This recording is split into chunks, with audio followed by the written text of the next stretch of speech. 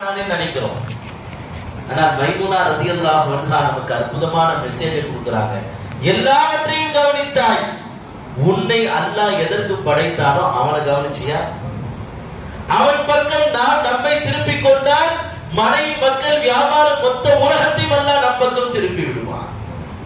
அதுதான் இங்கே நடந்து கொண்டிருக்கிறது என்று சொன்னார்கள். சொல்லிட்டு என் எஜமானுடைய அந்த குர்ஆனின் வார்த்தைகளை ஓதுங்கள் என்று சொன்னார்கள். ரவி ரலியல்லாஹு அன்ஹு சூரத்துல் முஸம்மில ஸ்டார்ட் பண்றார். அவர்கள் ஓத ஓத அந்த அம்மா அழுகிறது. மைமுனா ரலியல்லாஹு அன்ஹா கண்ணீர் வடிக்கிறார்கள், சப்தம் விடுகிறார்கள். ஒரு கட்டத்தில் அவர்கள் சப்தம் விட்டு அங்கே உயிரே போய்விட்டது. அருகில் இருந்த கூடாரத்தில் இருந்த சில பெண்மணிகள் வர்றாங்க. வந்து அந்த பெண்மணியை நாங்க கஃன் செஞ்சு அடக்கிடுறோம் சொன்னாங்க.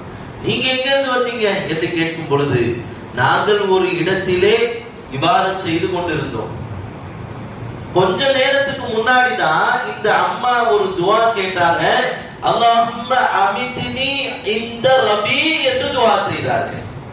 யா அல்லாஹ், ரபி இப்னு ஹைஸம் முன்னால் எனக்கு மரணம் ஏற்படும் துவா செஞ்சாங்க.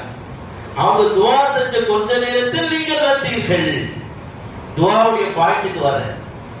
நாம் இன்னைக்கு துவாவை எப்படி எல்லாம் கேட்க வேண்டும், என்னவெல்லாம் மகான்கள் துவா கேட்டார்கள் அப்படிங்கிறதுக்காக சொல்ல வந்த சம்பவம்.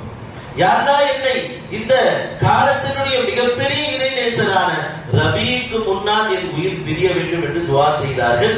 கொஞ்ச நேரத்தில் நீங்கள் வந்தீர்கள்.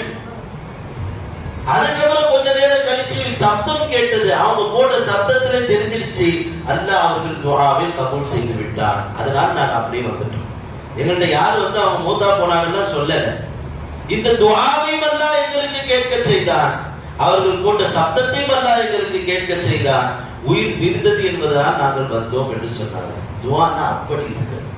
அல்லாஹ்விடத்தில் நாம் கேட்கக்கூடிய துஆ நாம் நாவு திறந்து கேட்டால் அல்லாஹ் கபூல் செய்ய வேண்டும். அந்த அளவுக்கு நம் வாழ்க்கையின் எல்லா நிலைகளையும் பக்குவப்படுத்திக் கொள்ள வேண்டும். இரவில் எந்த நேரத்திலும் தூங்காத பெண் அந்த பெண். எல்லா நேரத்திலும் அல்லாஹ்வுடைய இஷ்க் முஹப்பத்தில் காதலில் தன்னை திளைத்துக் கொண்ட பெண். எத்தனை இடர்பாடுகள் வந்தாலும் ஆஹா ஆடையும் ஓடாயும் விட்டுட்டு போயிடுவோமே, என்ன ஆகும் தெரியலே என்ற எந்த சஞ்சலமும் இல்லாமல் என் ரப்பை நோக்கி நான் போகிறேன், அவர் இதை பார்த்துக் கொள்வான் என்ற ஈமானோடு விட்டு சென்ற பெண்.